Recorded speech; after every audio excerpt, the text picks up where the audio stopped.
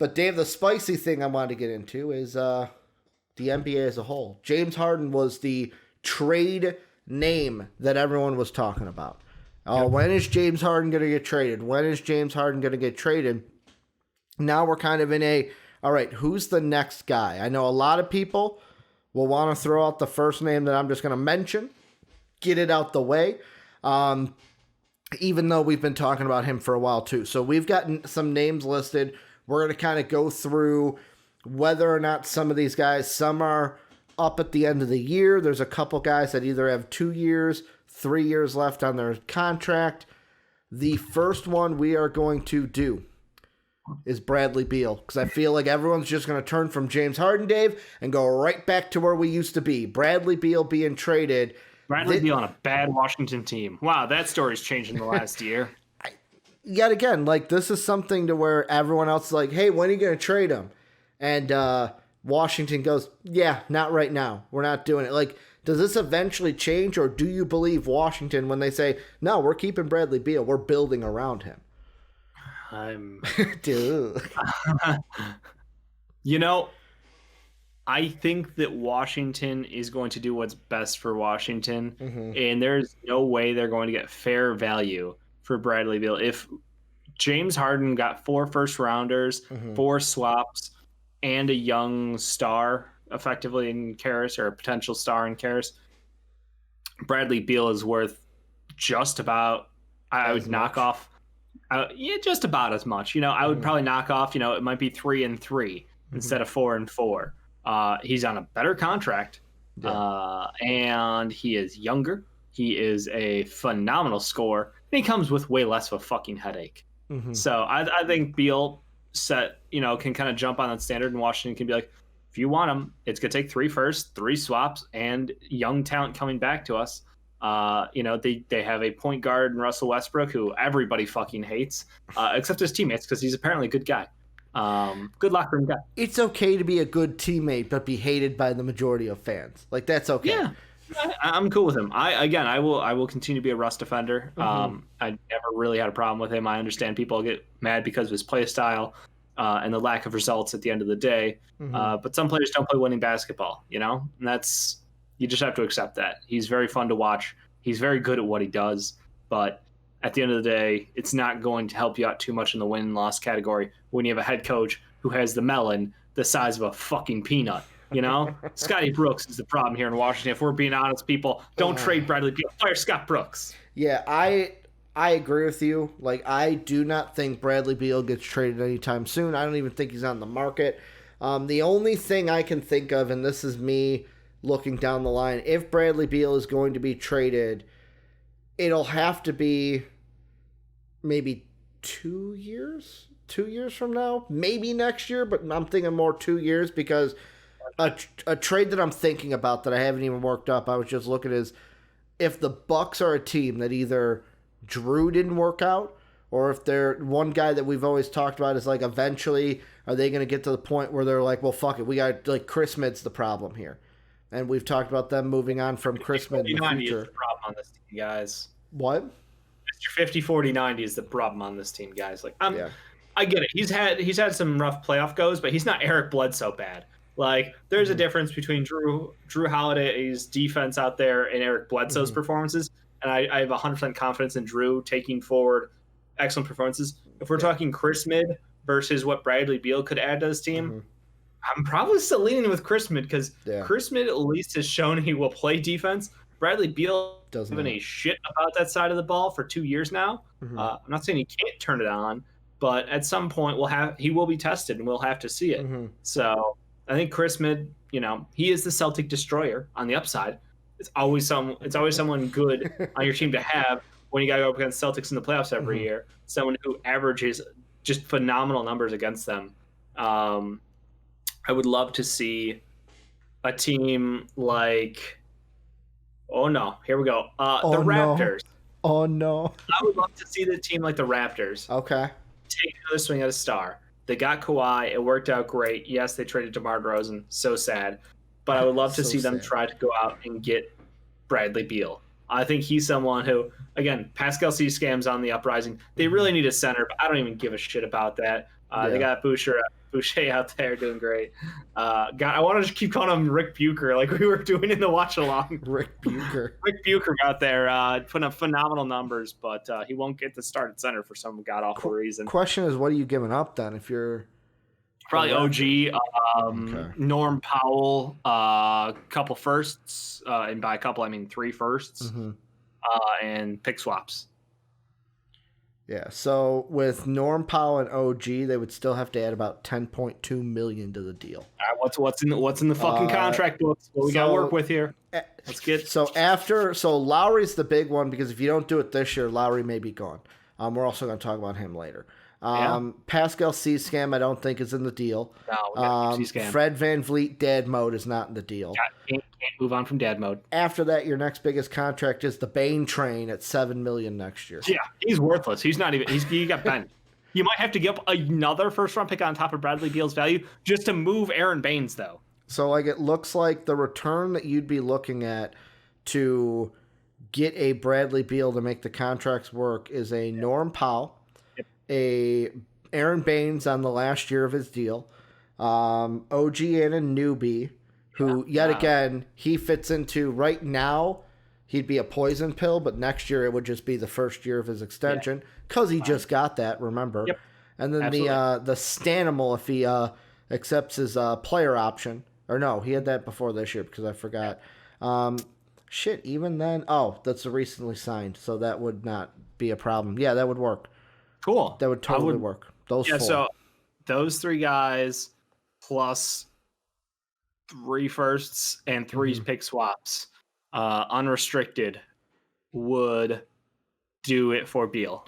You're not getting someone who is a superstar in OG and newbie, which is up to question. So it might be 4. Actually, it might be 4 and 3.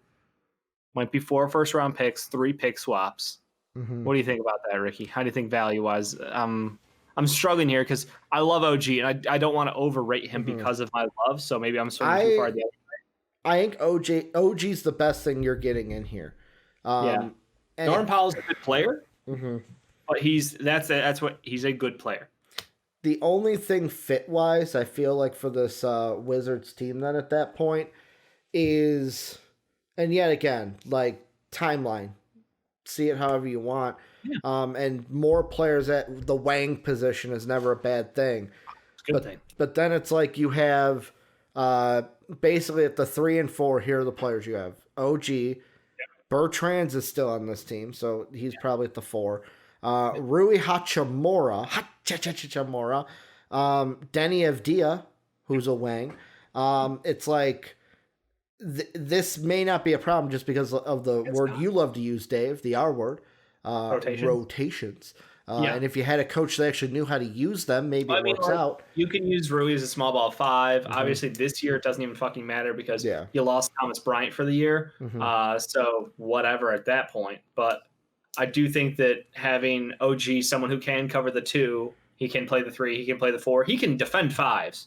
He's fucking versatile as all get out. So...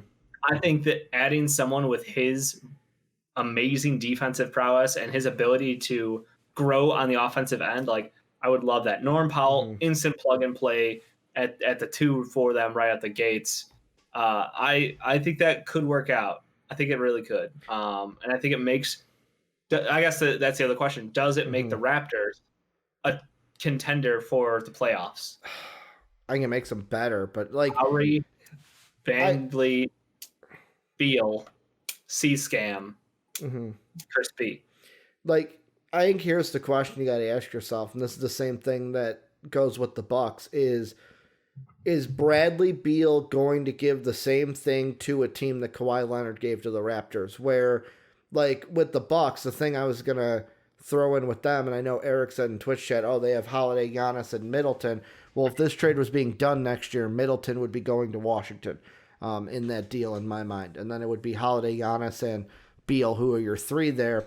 The question, though, is Bradley Beal going to give you in the playoffs the same thing or similar to what Kawhi gave the Raptors? Where, the Bucks are a team, all they do is in the playoffs. Would Bradley Beal be the guy that's okay, closing time, fucking close it down. We're giving the ball to Bradley Beal if we can't give it to Giannis. And for the Raptors, would he be that? Could he be that closer guy for them? Because I feel like in a playoff series, Fred can get his if he goes dad mode. C-Scam if he looks like the way he's been playing lately and not how he was to start the season or in the playoffs last year can get his. I trust Lowry. I trust Dad. Actually, I trust Dad. I trust Lowry in that order. Then I trust Chris B. Then that's the thing. Is Lowry on this team still? Yeah. This year, but if this is next year, is what I'm saying. I don't fucking care about next year, man. You're fucking hypothetically out of my hypothetical range. Okay. I thought we were working this trade for next year because, like, in my mind, I don't think the Wizards trade him this year. Right now, why not? Fuck, pull the trigger on the shit. Okay. The other thing I realized is the Warriors would have to, or not the Warriors, the Wizards would have to add someone like, I'm going to fuck up his name. Pasekniks? Is that how you say it? It's not even close, but that's wonderful. Yeah. Either him or NATO to the deal to make the contract work. Raul. What? Raul. It's his first name. Raul. Isn't it Raul? No, it's not. Raul NATO.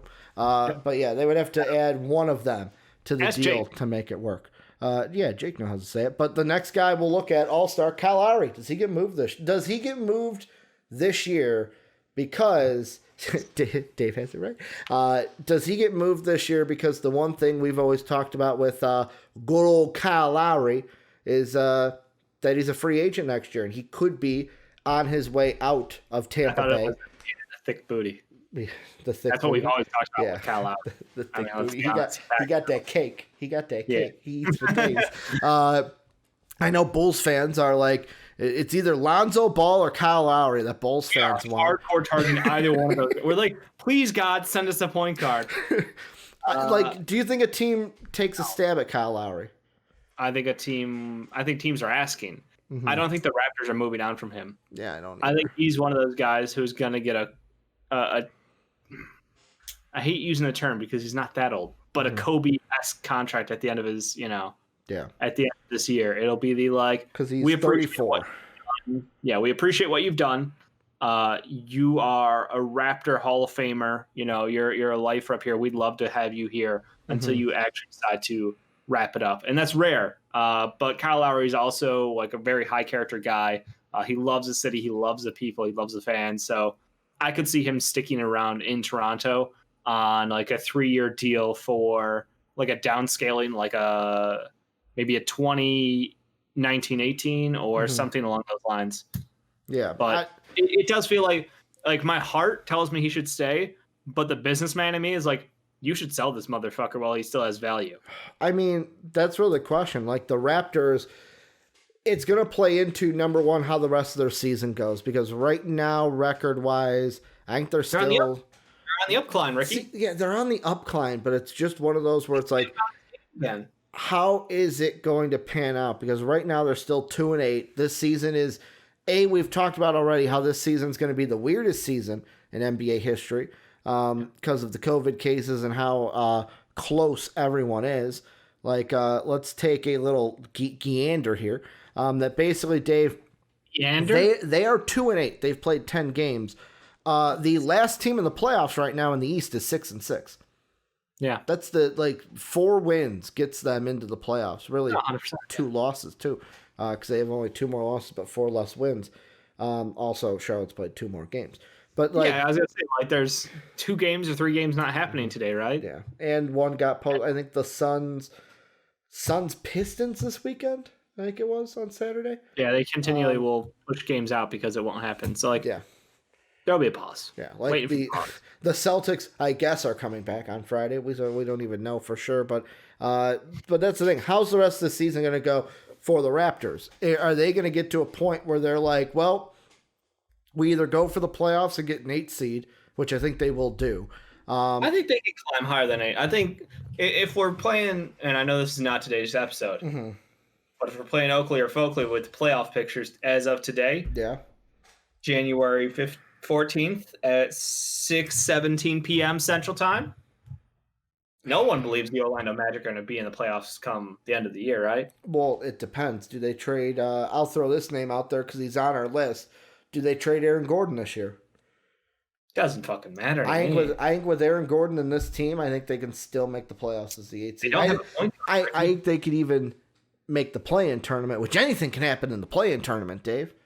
I will give you maybe play-in tournament, but I will give you more likely they will be out of it all because they don't have a point guard. Don't come at me with Cole Anthony and his fucking 12% shooting percentages. Can't fucking hit in a shot, so I'm not worried about it. But he's an assister, Dave. He's an assister. He's not, though. He's genuinely not. He is not a floor general. He's not someone who people say. So I think Orlando's Folkley. I think that the Hornets, as much as I fucking love them, are gonna probably fall a little, just a tiny bit step back. Atlanta has looked like bad, and Trae Young obviously has problems with the front of that coaching head tree right there. Little issue there. So we'll have to see what happens. I think they fall out.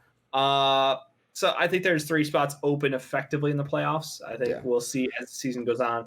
The Heat will climb, the Raptors will climb, and perhaps, dare I say, the Knicks. You were going to do it. I knew you were going to do it.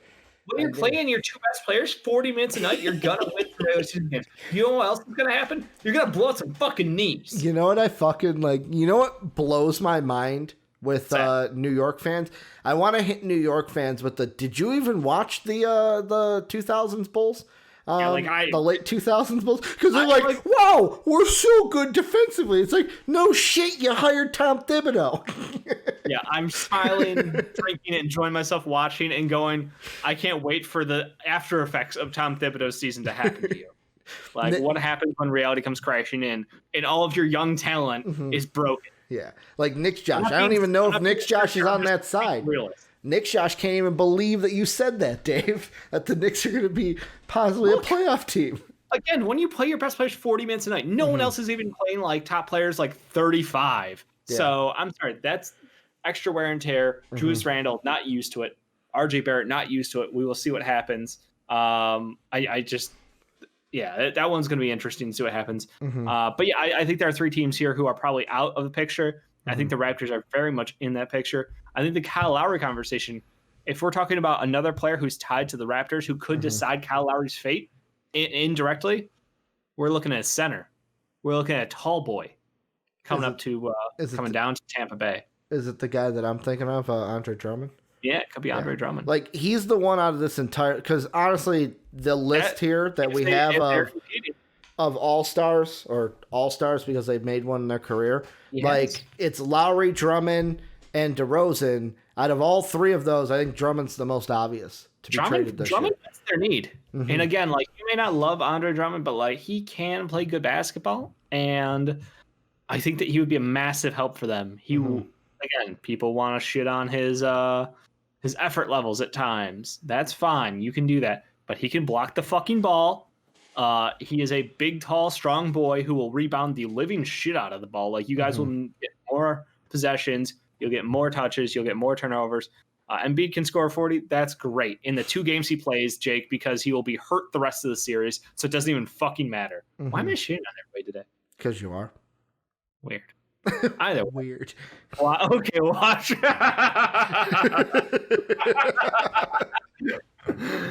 But yeah, to be realistic here, Jake, I think that Drummond's he's the obvious pickup. Obviously, it's how do you deal with that contract. I don't know if it's even possible for them to deal with that contract without a massive trade exception coming their way. So I don't know. I assume, Rick, you're doing a little digging now. I'm doing one. So yeah, how many picks do you think a team could get Drummond for? How many picks would they have to give up if they're not giving up a star at all? They're giving up one player, and it's not a star. It's like a 29-year-old. One first-round pick this year? Yeah. I wouldn't give up this year. I would give a future one. Okay, fine. Yet again, I think this trade you are going to say no to. I am well prepared for that. But yeah, let's see if Cleveland does it. Here's the thing. I'm looking at a team for Drummond, a team that's okay, our 2 bigs are playing okay right now. But if we added a guy like Drummond to this team, maybe it's a team that's fighting for an 8th seed in the Western Conference. The Kangs, Dave. What would you feel? For Rashawn Holmes. What? Why do you have a hate boner for I mean, Rashawn Holmes? really, it's a hate boner for Marvin Bagley, but He's that's a beside the point. 4. I know he's a 4, but it just adds to those rotations, Dave. Maybe Yeah. maybe you move Holmes over to the 4, Dave. You take Bagley out. Basically, Corey Joseph in a first. I don't even think that gets done, but that would work. That would work. Like it. Basically, then that shows us that it only takes, depending on your team's cap, $12 million can get this done, because that's what Corey Joseph is, 12.6. So Bainesy, some other piece for the Raptors could make it happen then. Here, let's see. I'll put it in. Because that's what I'm saying. Raptors. Like, if the Raptors want to go all in, quote unquote, and try to compete this season, they could look to add Drummond. Baines is worth nothing. Drummond's worth nothing. Remember, they got Drummond for 2 2s. So they would be happy to flip 2 2s into a late first rounder. And I got to quit reading shit while I'm trying to talk. So, yeah, I think Cleveland would be thrilled to flip Drummond for a first rounder at this point. They would still have to give up, for the Raptors, because of their cap situation, Stanley Johnson. They would still have to give up $19.9 million. Okay, so that was not, so when you said 12 million. That's the Kings. I didn't realize have way more cap space. Yeah, okay. And it's unlikely that Drummond will find his way over to the Raptors. Like with Stanley Johnson, you'd still need $15 million, which means you're giving up way too many pieces then. Can't do it, won't do it. That's right. We'll move on. Andre Drummond, great contract for him. He got his bag. Unfortunately, the teams who can get him at this point, I don't know who wants to have him. Yeah, and that's the thing. He's not likely to resign. The Caps already decided that they're not going to waste their time with that. Yeah. So they went and got Jared Allen. They're going to pay that man money, and he fits up way better with their core timeline. So it's kind of like I told Cleveland last year, trade him, like last trade deadline, trade him now so you can get something for him, and then they didn't. They sat on their hands. No one wants him, Ricky. That's I feel like more teams wanted him the last time we talked about him. What's up? I felt like more teams wanted him last year. Like, it was easier last year than this year. For 2 2s. Like, pick 54 and 39 or something. You're not wrong. Like, no one wants him. Don't act like he has a value around the league. He's a big expiring contract. That is what's sexier to teams than having to pay him for 2 seasons. Yeah, and all I'm thinking is like a playoff team that needs a big that can grab boards. And a couple blocks. And he's expiring, like you said. The expiring $20-something million is definitely all the worth he has at this point. Yeah. But that's a shame. It really is, because the NBA hates 5s unless you're special. Does Aaron Gordon get moved? We'll just jump right into top starters. Aaron Gordon has 2 years left. I've been loving the Aaron Gordon trade talk, but we haven't seen enough out of my boy. No. KK Okume or Che? No, fuck. Chumo what's his name? Chumo KK. I have the name on my tongue. I haven't seen enough out of Chuma to move on from Aaron Gordon yet. I know long-term plan. The plan is definitely Chuma and I can't remember anyone's name. My favorite long boy on the fucking Magic, who's out with an ACL injury. Oh, Jonathan Isaac. Jonathan Isaac. Yep. Thank you. J.I.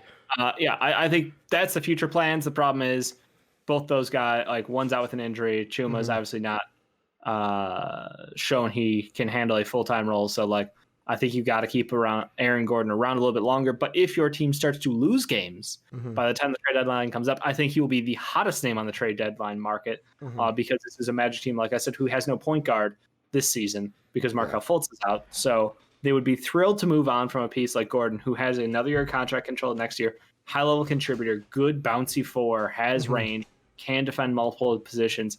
I think there are suitors out there for him. The only person this year that I see, and I did put him on the list, and then I replaced him with Aaron Gordon because Aaron Gordon's a bigger name. But if the Magic, I feel, are going to trade anyone this year, and they probably should, to a playoff team that might need him, Evan, don't Google my name 48. Like, that's the guy they trade this year. I don't know what they get for him. Maybe it's something where they get just anything they can, because anything's better than nothing. He's expiring at the end of the year. So, like, if you need a shooter, if a team in the playoffs needs a shooter from the outside, yet again, he's the Drummond thing of $17.7 million is what you got to come up with. I can see him going to a bad team for a long-term contract, like that's a situation where you're flipping contracts and you're paying them to get expiring, because his shot has not been falling to start this year. And again, small size, but he's not the same shooter he was last year, where he was shooting efficiently from three. So there are little concerns there, but I could see a team maybe looking to get him to get out from. Fuck it. Every topic is going to come back to the Denver Nuggets because they gotta make a move, Dave. Denver Nuggets have a long-term deal they'd love to get out from, so they could go there. The Kings could, I think the Kings are an interesting one because they're always on the edge. Memphis is always something that I'm looking at on the outside, though. Yeah. Like, I wonder what would happen if they added some. Let me be honest, I don't like Dillon Brooks. Dillon Brooks is not my favorite guy. He's not a winning basketball player. And this year, obviously, we're waiting to see John Morant, Jaren Jackson Jr., and Justice Winslow all return from injuries. So it'll be a hot minute, but I'm not saying necessarily for Fournier, but I think they are looking to add to that team. Maybe Gordon would be an interesting pickup there. Long term, that could be kind of hype. You could move a Dillon Brooks for Aaron Gordon kind of a deal. That might be a win-win deal. How do you like that one? I thought about the Grizzlies for the next guy I was going to bring up. But the thing with the Grizzlies is I don't really know, because Ja is hurt this year. Oh, he's only hurt for a little bit. He's only hurt for a little bit, so we're going to have to wait. He should be coming back soon, end of January, early February. But, we got to see what it's like when he comes back and where this team is because of the time Aaron Gordon's under that contract next year. He is. The thing I was going to kind of throw out there is, and maybe the Grizzlies, you hate this more than Aaron Gordon, because I was trying to think, one of the guys you were like, oh, do we add him to the list? He falls in the same area as Aaron Gordon, 2 years left on his deal. Some people think we should trade him this year, and they're fucking He's back tomorrow? What do you mean? John Morant is back tomorrow, LOL. Is he? Shit, that he came back earlier than we all thought. He came back at the earliest of the timeline then, if he's back tomorrow. He's listed as questionable. Wonderful. We'll see. Wonderful. But if he does play tomorrow, he's back the earliest situation we thought it was, because, Dave, we're entering the middle of January is where we're at right now. But Zach LaVine, he's one that I don't think the Bulls trade. I will say that now. But does Memphis try to make a trade to pair him up with Ja, because Ja's actual point guard, unlike Could you Kobe imagine? White. Yeah, Dave. I could imagine, because that's what I wanted in Chicago. That's what I wanted here, Dave. Ooh, I blew up my mic a little bit. I'm sorry, guys. I just get a little emotional. The shirt was perfect. Ja Bulls, Dave. It's like an all-star game dunk show every night. I apologize to all the ears that I just blew out there with my microphone. Your blood is on my hands. But that is a team, Dave. If I am the Bulls, I am definitely listening to, because I would love to see Zach LaVine. If Zach LaVine's getting traded, I would love to see him with the Mavericks. But the Mavericks don't have any firsts, Dave, so you're out of the fucking conversation. If I ain't getting any first-round picks, you're out of the conversation. However, the one thing the Grizzlies do have is some young talent that I would fucking love on this Bulls team to grow a future around. What do you think about? If you had to put together a trade for Zach LaVine, I'll do it. Dillon Brooks would be in that deal because of contracts, I'm pretty sure. Well, yeah. So with Zach LaVine, you would have to come up with his full contract, $19.4 million. The first question. So here's the thing with Dillon, though. Yeah. Is he's under contract for 3 years. Is he someone that, what's the timeline of the Bulls? Are the Bulls... Because I don't think Dillon Brooks, who would then go back to Dillon Brooks, because he would no longer be on the Memphis Grizzlies. It turns into, can I get a... Ooh. I don't know if I could. Can I get a Brandon Clark? Could I get a Desmond Bain? I'm looking at those young guys of, who could I get of... Fuck it. You know what? Just get a fucking point guard. Just get a fucking point guard. What if he could? John Morant for Zach LaVine, straight up. Let's do it. You know what I'm saying? Here's the thing. The only other point guard they have on their team is Tyus Jones. Do you want Tyus Jones? You can't have a team without 2 point guards, so we'd need like Sato back, and that makes it even bigger contract. Yeah. So this works contractually. I don't know what picks, if you add picks to this, Dave. Jalen Brooks, who would then go back to Dylan Brooks, Brandon Clark, and Desmond Bane. I don't. How many picks? However, how many do you think would be added? I didn't know how to. 2 first-round picks. Yeah. Desmond Bane and fucking. I don't know about that. Yeah, I think that's way I don't too think you're much getting to Bane give up. and Clark. I think you can have one or the other, and then you can have a first-round pick. Which one would you want, Clark or Bane? If I'm a Bulls fan or if I'm a Grizzlies fan? I want your Bulls fan take. Bulls fan tank, I would take.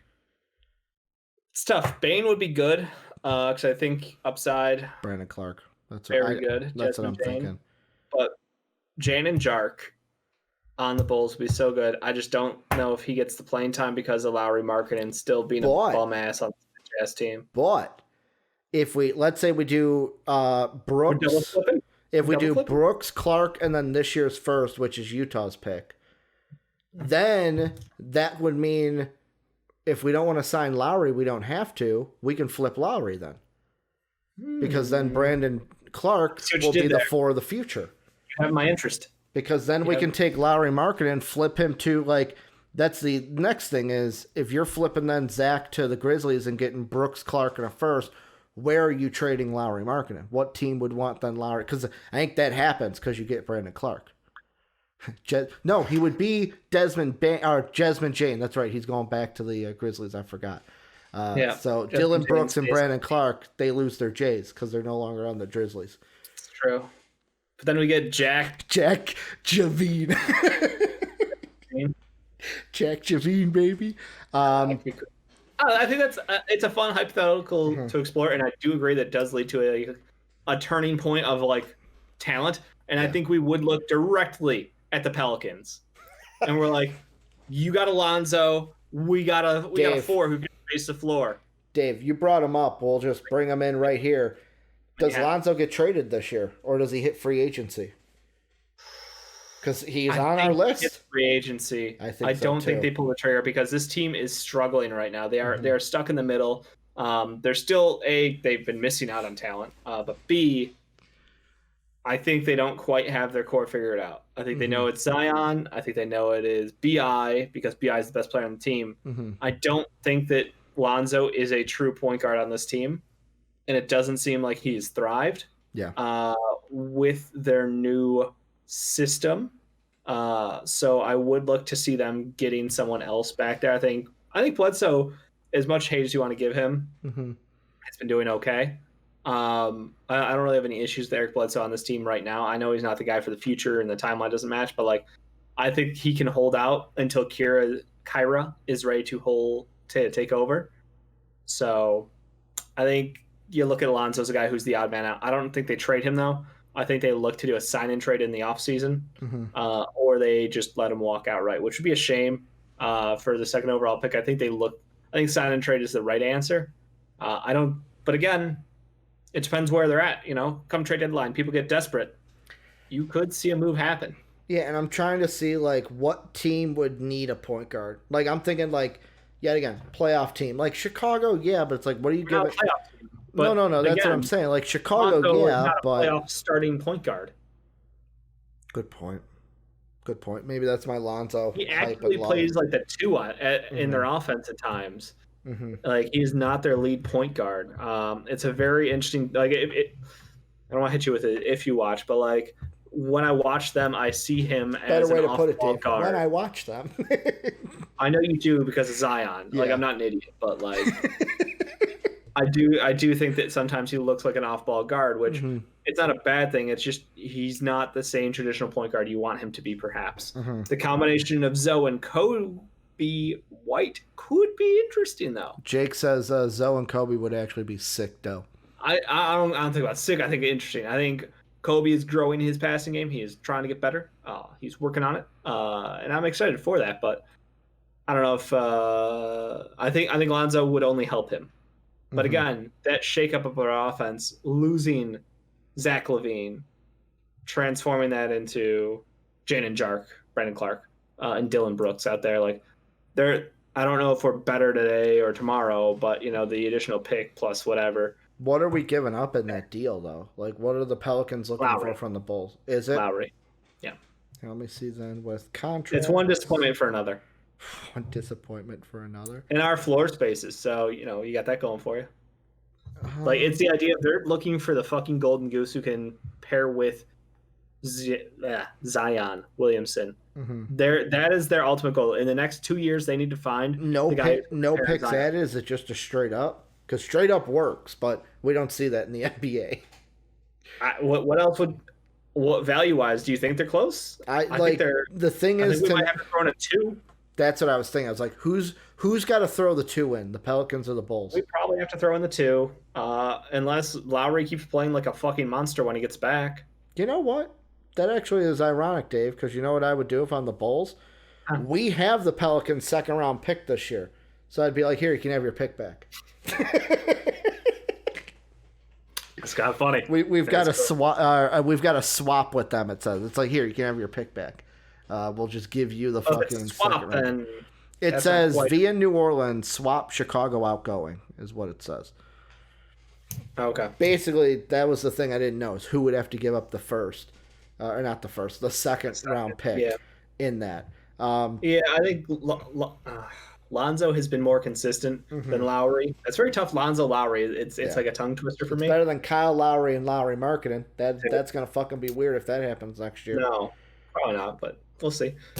I think that's all the Pelicans' goal is to find their lineup to work with BI and Zion, and you need someone who can pair with Zion perfectly because BI can kind of morph into whatever you need him to be. Yeah, because he's such a good fucking player. So I think that's what we're waiting to find out. Dave, we'll cut this to drop any other names you want. Like I'm good, man. Because I'm looking. Here's what we're gonna do. We're gonna end the show with Wet Boys. We're going to talk Urban Meyer. We'll do that tomorrow. We'll do Football Friday tomorrow with the divisional games and shit. John Collins is the next one. I'm like, John Collins has to get moved, right? Because they did not give him an extension. Like, odds are, in my mind, odds in here, they're not going to give him an extension. I don't know. He's got to fucking get moved, right? I don't know, because I think that we could see a situation where Lloyd Pierce is out and John Collins stays. Then why didn't they give him the extension before the year? Is there like a money thing that they didn't want to tie him down because of X, Y, and Z? Yeah, the contract's obviously like, I don't know. I think that like Pierce Brown coach, motherfucking Jake, I gotta minimize this. I'm about to talk. I gotta minimize our Twitch channel. No, I think that there was a question mark of how much is he worth? Is he worth a max with the deficiencies he has? I think a lot of people go, duh, yes, he is a 20-10 guy when you use him in your offense. But clearly, when they choose to use him differently, I mean, I don't know if they're effectively tanking his value, but they do seem to be making him look bad at times this season. This Hawks team is disappointing. They went out and they paid for a bunch of guys in free agency, and we applaud them for it. But I did make the comparison to, is this literally the same thing the Kings did, where it was like, maybe it was just a year or two early. Maybe you guys weren't quite ready for that big jump. And obviously Bogdanovich did not, that has not worked out well to start. We will see, though. Short start to the season. And Danilo, again, we will wait and see. Wait and see is the key. Rondo, I don't think has gotten to play a game yet. He's been out the whole start of the season. Chris Dunn, has he played yet either? Chris Dunn, I don't believe has. I think that out of their pickups, basically the majority of their pickups, the only guys we've gotten to see this year is Capella, Bogdan, and a couple out of Gallo. Because Rondo, I think you did mention this, but Rondo did, and then got hurt again. Yeah. Because it was either JD or I. I think I was gonna pick him up in fantasy. JD ended up picking him up in fantasy, and he got hurt immediately. Yeah. So I mean, we haven't seen Rondo again. That group of guys they brought into. Dunn has not played this year. Okay. We will have to wait and see then. I mean, this is a team where I think that this is a come to Jesus moment for this team. The whole season is just are we as good as we thought we were? Because if Trae Young and our head coach don't get along, then our head coach is going. If John Collins isn't a 20-10 monster unless he's gift wrapped the ball and our offense revolves around him, which causes us to lose out on possessions and be inefficient, then maybe he's not a max contract kind of guy for us. I think there's a lot of questions they have to answer, and we're going to see it track for a good chunk of the season because if they play like a 500 team with the guys they brought in, I think that does kind of show that like maybe they're not as good as we thought they were. They are who we thought they were, Dave. We let them off the hook. We let them off the hook, guys. So I think that's the problem. Is like this is a Hawks team where we all have very high expectations for them taking that next leap. But Trae Young, you know, when his offense is on, he's great. When his offense is less than excellent, he's in that negative. Yeah. He can't fucking play defense. We've known that, but we tolerate it because of his amazing shooting, his amazing facilitation. But now he's not doing he's not shooting well. He's not getting to the line 15 times a night because he's flopping, you know. It's just this team has some questions to answer. So I can't tell you if John Collins is the guy who is going to be out of town. I can tell you Lloyd Pierce likely is. Yeah. And I think that because the fingers are pointing at the coach, the player may get the pass and an extension. So two things. But who would want them? Well, if you have ideas, I would love to hear. Two teams I'm thinking of, Dave. Sure. One of which I don't know happens because I don't know if the Hawks would want this guy, but I think it would be an interesting trade. You tell me if this deal gets done, how many picks would have to come from said team to the Hawks? A deal revolving around Marvin Bagley and Jemias Ramsey for John Collins. I love that deal. Kings get a 4. I mean, the Hawks get a 4 that they have at least one more year of control over because Bagley has his team option next year, and Jemias Ramsey from this draft, who you've got 3 years of $1 million. How many picks would the Kings have to give up? Would it be 3 for John Collins? Because John Collins is good. There's no extension. There is no extension. It would probably be either a sign and trade after the year. Or I think they could do an agreement to an extension. I don't know what the rules are around that, but like a pre-agreement, whatever the fuck it is. Yeah. Like if they had that in place, probably John Collins is probably Bagley's a rehab project. You're getting one guaranteed. You might get a second first. It's a conditional that might break into 2-2s over time. It might be like a first round 2023, 15 protection, 14 protection, 13 protection, 2-2s. So you might see something like that. So I think that's Bagley Ramsey this year's first rounder, and then 2023 with the special conditionals. So it's tightly conditioned. So the expectation would be it's probably going to turn into 2-2s. But it gives them the hope that if we're a playoff team, then fuck it, you can have our pick. But I think that is a win-win because the Hawks get a rehab guy who doesn't need to get 30 minutes a night and the ball in his hands every possession because they can let Gallo go out there and space the floor. It lets other guys grow, and it lets Marvin Bagley get a fresh start on a team. Still has a great point guard who will still facilitate well. But now we get to see him, new coach, new style, new system.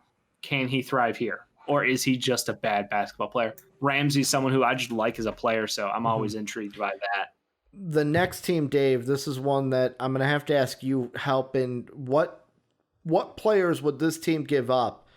Okay. Because this is a team with a lot of capital, picks, young players. If you say the Boston Celtics, I will tell you to go. Nope. A team that we have praised their GM before. They have a ton of moving pieces. The OKC Thunder. Yep. Do they take a run at John Collins and be like, what do you want? We've got players, we've got picks, we've got everything. You just can't have our pick because it may be a high pick and we want Cade Cunningham. Yeah, that's a good one. I wonder. The Thunder aren't trading their pick. Yeah, joke. Okay. I wonder if we're talking about guys off limits on the team. Shea's off limits. Dort's off limits. Okay. Dort was one I was thinking about, but then I'm like, no way they trade Dort.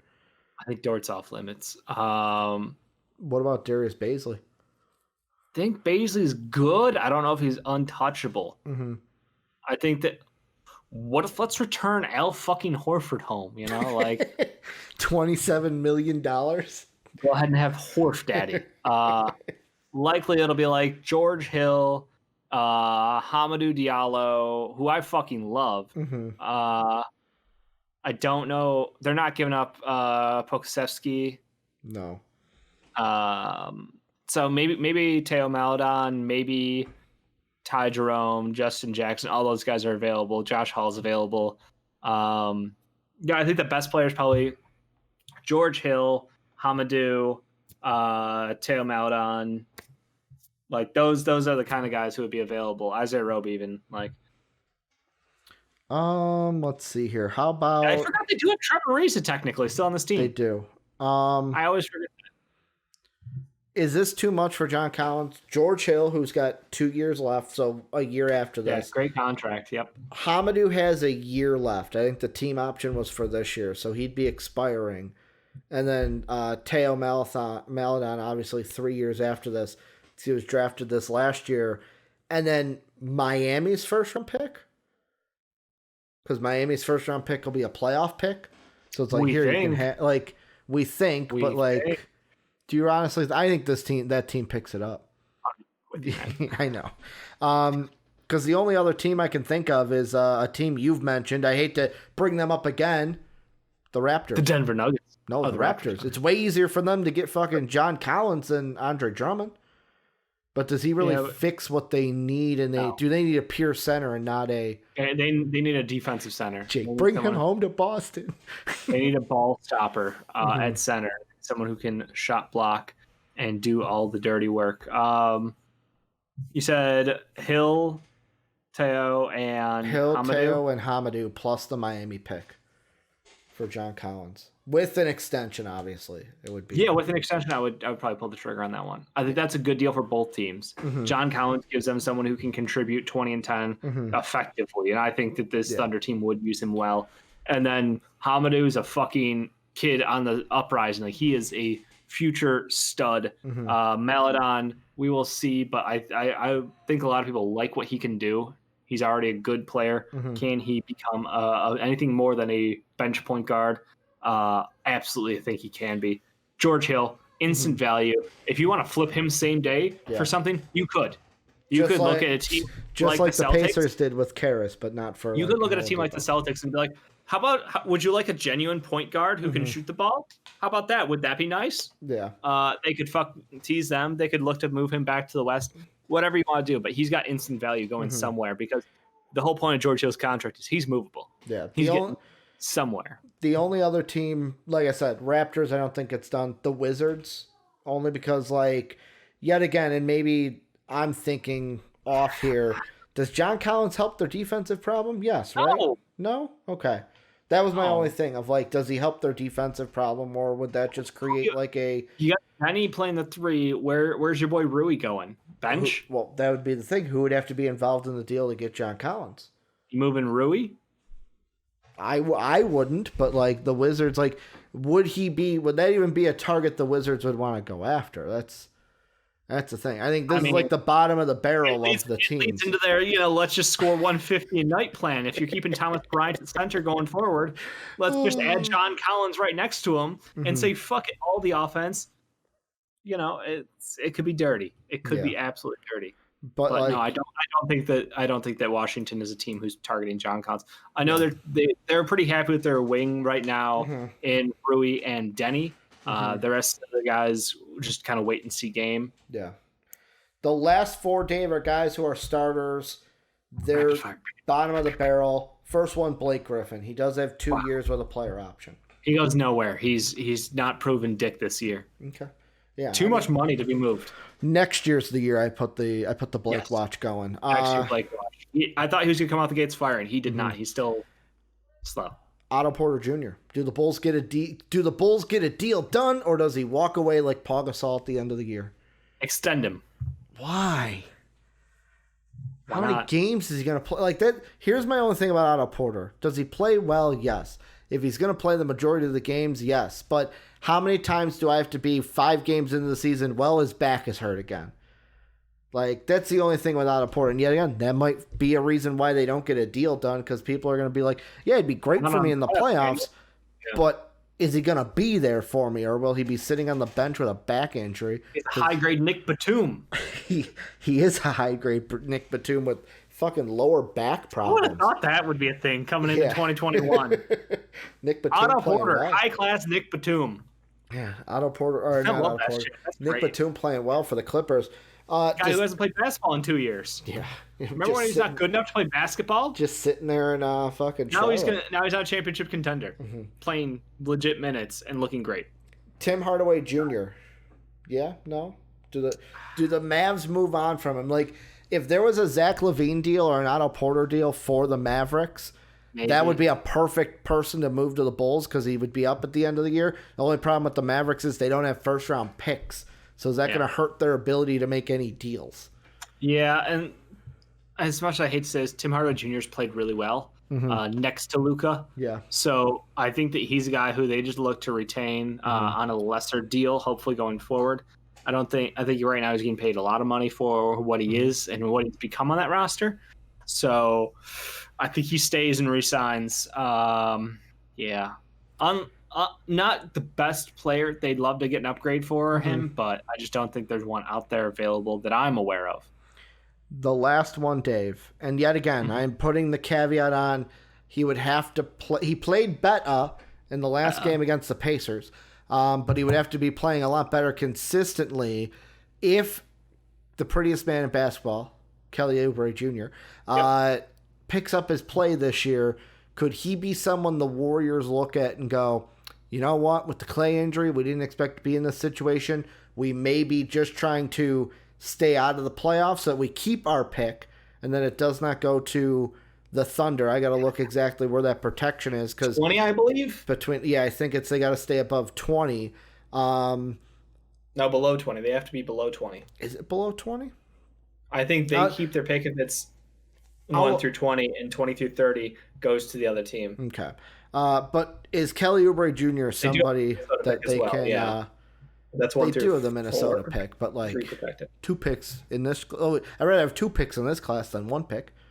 Because this draft we expect to be deeper. Is Kelly Oubre someone that could be moved? Because I think if he plays $80 million man, Ricky. He's an $80 million man thanks to the luxury tax. Yeah. I mean... I'm sure they would love to move him. You only got 1 year of him, though. He's done at the end. He's done at the end of the year, right? That's what SpotRec says. SpotRec says he's a unrestricted free agent at the end of this year. Yeah. What's your point? I mean, would that be enticing to a team that might need a shooter from the outside, someone to add some scoring? He's not a shooter from the outside. If he was a shooter from the outside, they wouldn't have a problem. They wouldn't be shipping him, Ricky. No. He hit 1 fucking 3 for the first 10 games. I'm saying if he plays better, Dave, he's been able to shoot threes in the past. The beginning of the season's been a little bit off for him.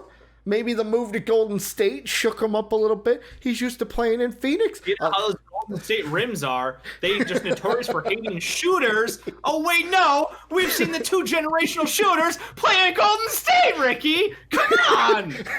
But, Dave, the air's drier in Phoenix. The ball moves through it different. Physics, man. You got to be thinking about that. The ball moves through that drier air different than that wet air in San Francisco that I just completely made up right now because I am not a scientist. But yeah, I just threw that out there because, yet again, like an Otto Porter, does he get moved? Does he not get moved? Probably not. Someone to trade Otto or Kelly Oubre to, they would do it. Which they won't, probably. He's not a long-term plan for them, I don't believe.